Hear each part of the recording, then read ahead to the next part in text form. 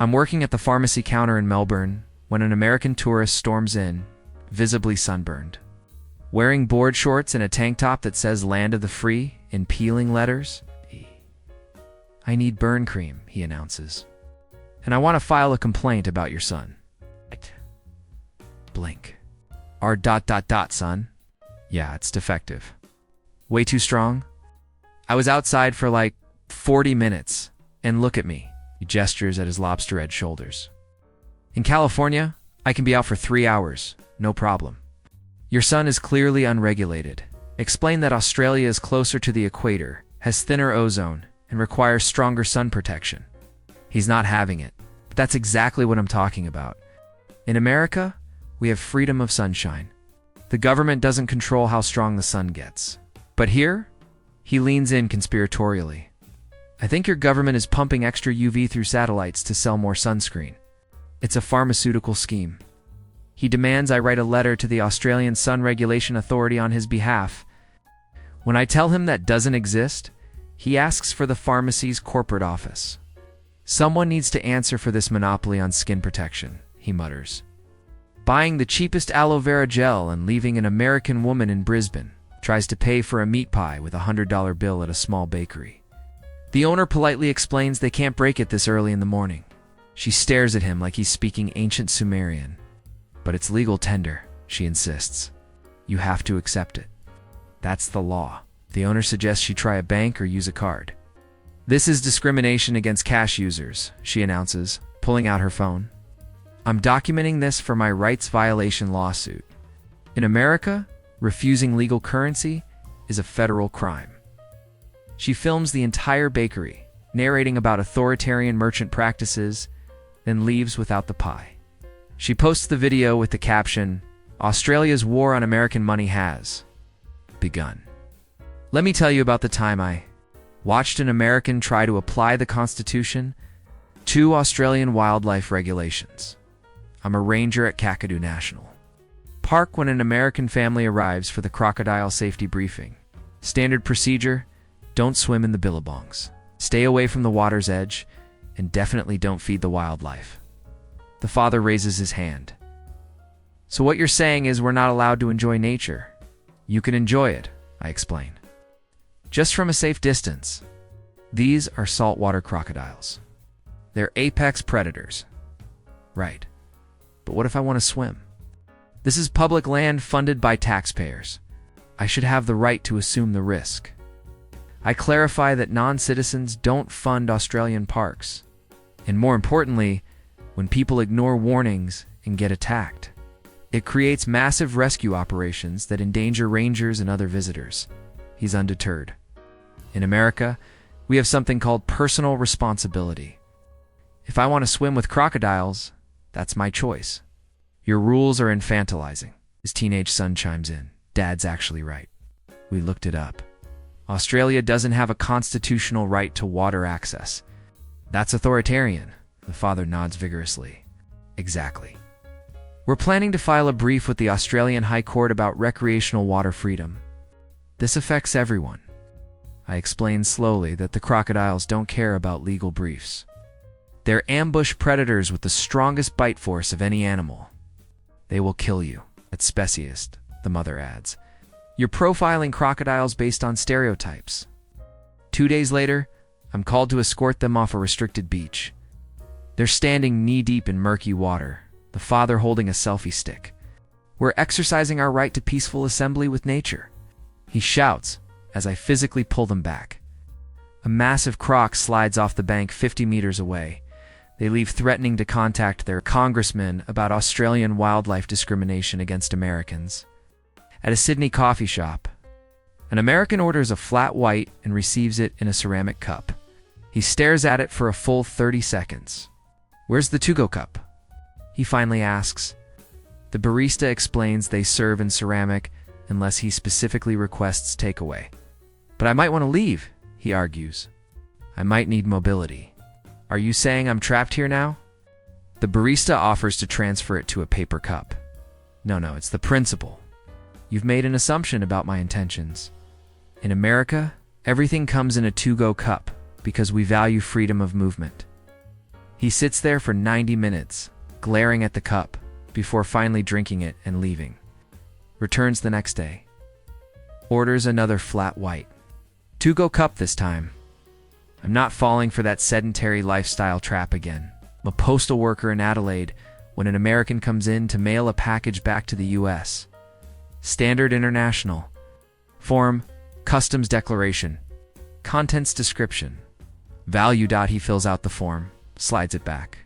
Under Contents, he's written, Freedom Materials. I need you to be specific, I say. What's actually in the box? Souvenirs. Boomerangs. Some Tim Tams. Why does it matter? Customs needs to know for clearance purposes. Different items have different import regulations. His eyes narrow. So you're saying the Australian government wants to inventory my private property? It's just for customs processing in America. We have Fourth Amendment protections against unreasonable searches. This form is basically a self-incriminating confession. Pulls out his phone and starts typing. I'm checking if Australia signed the Universal Declaration of Privacy. Explain that's not how international mail works. Every country requires customs declarations. It's not an Australian invention. Convenient, he says. Blame it on international standards? Classic authoritarian move. He leans forward. Let me ask you something. If I refuse to fill this out, what happens? Your package doesn't get mailed. See coercion. You're forcing compliance through denial of service. Takes a photo of the form. I'm documenting this for the International Mail Freedom Coalition. Yes, I just made that up. But by the time my package arrives, it'll be a real organization with a website and everything. He eventually fills out the form, but writes various freedom-related goods in the contents section. I make him redo it 3 times before he finally lists the actual items. Muttering about postal tyranny the entire time, an American couple in Tasmania tries to rent a car. The rental agent explains they need an international driving permit in addition to their US license. But we already have licenses, the husband protests. From America, which invented cars. That should be enough. The agent repeats the requirement tied to Australian law. This is a scam, the wife declares. You're trying to extract extra fees for a fake document. In America, our licenses are valid everywhere because of the Geneva Convention on Road Traffic. The agent clarifies that the US didn't ratify that convention, which is exactly why they need the IDP. Typical, the husband says. Blame America for not joining your international bureaucracy scheme. We'll just use Uber. They spend their entire vacation complaining about how much Uber costs in rural Tasmania. Working the quarantine line at Brisbane.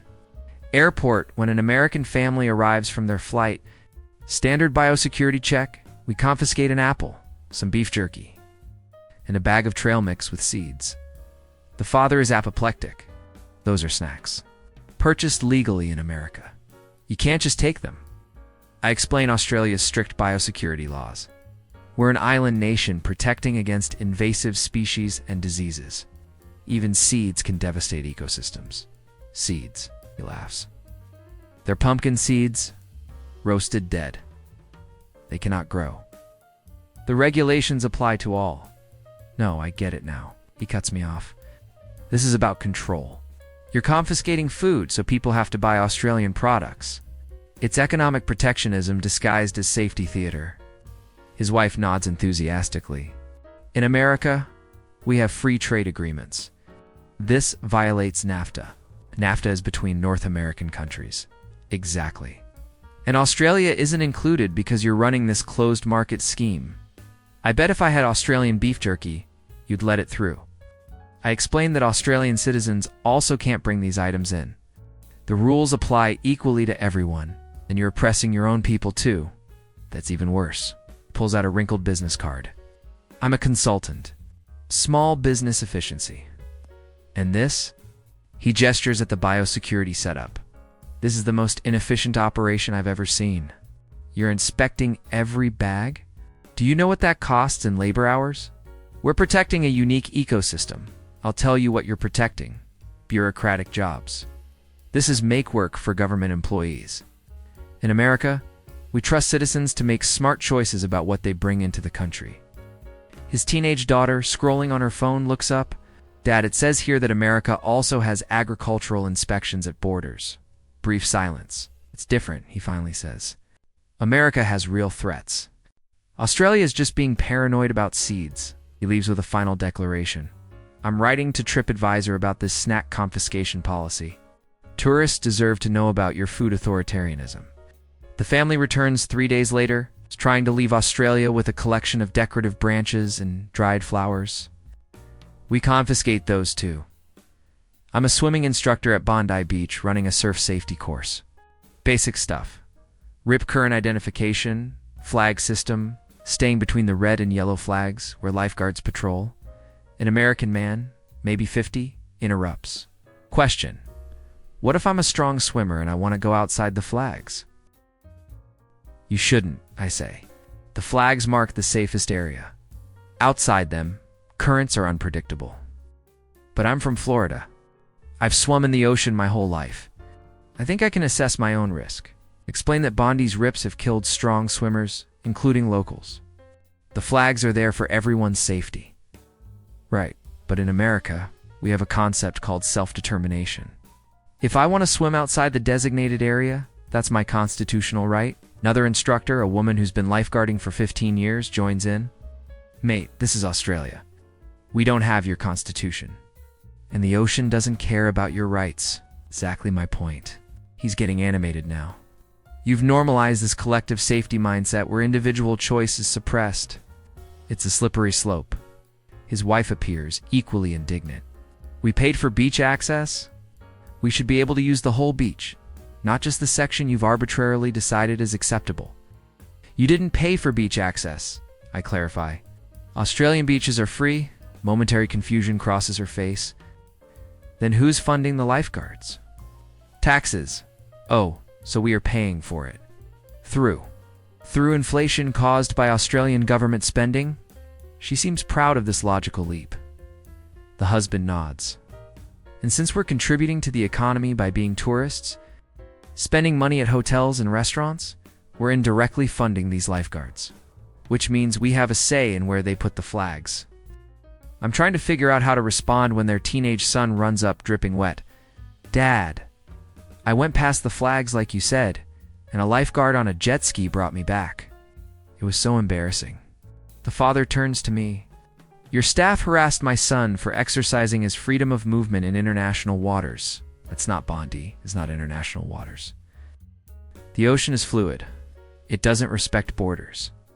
Therefore, it's international by definition. The wife pulls out a laminated card from her beach bag. We printed out our rights as American citizens abroad. It says here we're entitled to consular protection if our freedoms are violated. Swimming outside the flags isn't a freedom violation. That's for the embassy to decide. We're filing a report about safety fascism. They gather their things and leave.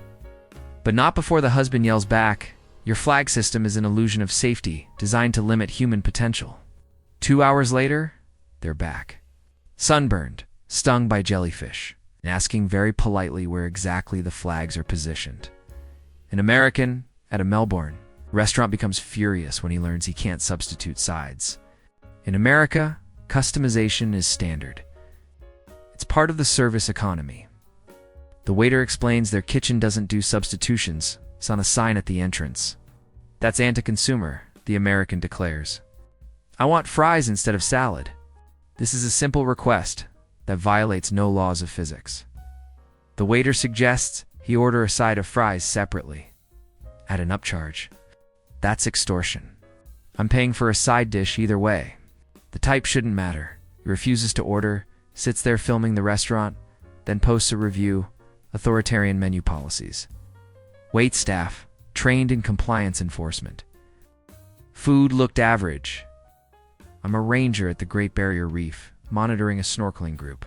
Standard rules: don't touch the coral, don't stand on it, don't remove anything. Absolutely don't feed the fish. An American woman surfaces, pulls out her regulator. Why can't we touch the coral? It's just rock. It's alive, I explain for the third time. Coral is an animal. Touching it damages the protective mucus layer and can kill it. But I'm gentle. I just want one photo with my hand on it for Instagram. Everyone does that. Actually, Everyone doesn't do that. It's illegal and ecologically damaging. She exchanges a look with her husband. Is this about that whole climate change thing? Are you blaming tourists for reef problems when it's actually about emissions? Reef degradation has multiple causes. Tourist damage is absolutely one of them. The husband surfaces now too. I read that the reef is already dying. So what's the harm in touching coral that's already dead? Most of it isn't dead. And the parts that are died because of behaviors exactly like what you're suggesting. Okay, but theoretically, the woman continues, if I found a piece that was already dead, could I take it? Like a souvenir? No, nothing can be removed from the reef. It's a marine protected area, even if it's already dead. That's just wasteful. In America, we believe in efficient resource use. I explain that even dead coral provides habitat and eventually breaks down into sand that nourishes beaches. Removing it disrupts the entire ecosystem. That sounds made up, the husband says. I think you're exaggerating to protect your tourism monopoly. If people could take home free coral, they wouldn't buy souvenirs from shops. It's backed by decades of marine biology. Sure. Science.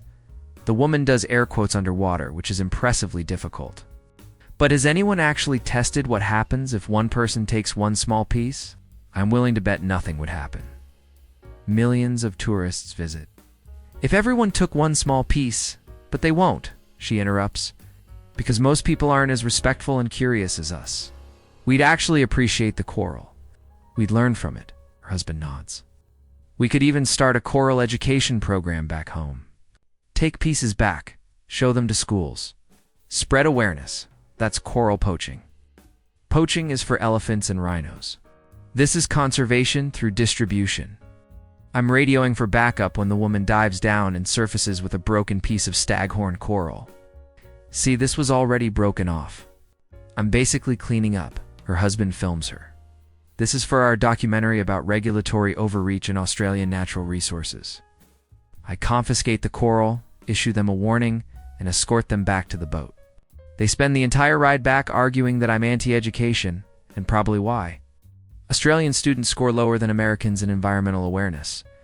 For the record, Australian students score significantly higher. An American family in Perth tries to visit a beach on Christmas Day. They're shocked to find thousands of locals there. Don't Australians stay home with family on Christmas? The mother asks. A nearby Australian explains that beach Christmas is a tradition. It's summer here. But that's not real Christmas, the American insists. Real Christmas has snow and fireplaces. This is just ... A regular beach day you've rebranded. Her son adds, in America, Christmas is protected. You can't just change it to match your weather. They leave after 20 minutes. Complaining about how commercialized Australian Christmas has become, despite the fact that everyone around them is literally just swimming with their families for free. I'm working at a Perth pharmacy when an American man approaches the counter. He's looking stressed. I need antibiotics. Strong ones. Do you have a prescription? No, but I know what I need. I get this sinus thing every year. Amoxicillin. 500 milligrams. 10-day course. Explain that in Australia, antibiotics require a prescription. He'll need to see a doctor. A doctor? He looks incredulous. For antibiotics? That's excessive. In America, you can get them at urgent care in like 15 minutes. You'd still need a prescription in America, yeah, but it's streamlined. This is bureaucratic gatekeeping. How long does a doctor's appointment take here? Depends. You could try a walk-in clinic. Maybe a couple hours wait. A couple hours. For a medication, I already know I need. He's pacing now. This is exactly why socialized medicine doesn't work. You've created artificial scarcity to justify government control of healthcare. It's about antibiotic resistance. Doctors need to diagnose. I'm diagnosing myself. I have sinusitis. I've had it before. I'm presenting you with a self-assessment. Why isn't that valid? I explain that pharmacists legally cannot dispense prescription antibiotics without a prescription, regardless of how certain the patient is. So you're admitting it's about following rules, not about my health. It's about both in America. We trust people to make their own medical decisions. It's called bodily autonomy. Pulls out his phone. I'm looking up if there's a clause in the Australia-US Alliance about emergency medication access for American citizens. That's not a thing. It should be a thing. What if I'm allergic to waiting rooms? What if the 2-hour clinic wait triggers my anxiety? You're discriminating against my mental health needs. Colleague suggests he try a telehealth service for faster prescription access. He brightens. Oh, so there is a workaround. Why didn't you mention that first? It's not a workaround. It's the legitimate process. You still need a doctor, but a virtual one, who doesn't really examine me. So basically, you've admitted the examination isn't necessary. You just need someone with the right credentials to rubber stamp it. That's not what I said. This is pharmaceutical theater. You're making people jump through hoops to create the illusion of careful medicine, but really, you just want control. He films the antibiotic shelf. I'm documenting this for my medical freedom blog. Australians deserve to know their antibiotics are being rationed. He eventually does the telehealth appointment, gets the prescription, returns to the pharmacy. As I'm filling it, he says, "This took 6 hours total. In America, it would have taken 1. That's 5 hours of my life stolen by Australian bureaucracy. You could have gone to a clinic immediately instead of arguing. The principle matters more than the timeline," he declares. Paying for his medication and leaving? He's back the next week. It's asking if we have any antibiotics that don't require a prescription. At Sydney's Taronga Zoo, an American family is stunned that they can't bring outside food. It's a zoo, not a restaurant, the father argues. We packed sandwiches. This is standard parenting. Staff explains outside food isn't allowed due to wildlife protection and facility policy. So you're forcing us to buy your overpriced food? The mother says, in America, this would be a class action lawsuit about family pricing discrimination. They try to hide the sandwiches in a diaper bag. Get caught. Claim the sandwiches are medical food for a toddler's specific dietary needs. The staff suggests they eat the sandwiches at the designated picnic area outside the zoo, then re-enter. Re-enter? Like we're criminals? This is treating families like airport security threats. They eventually leave, posting a 1-star review about anti-family policies in Australian wildlife facilities. I'm sitting in my ranger office at Uluru, processing the day's incident reports.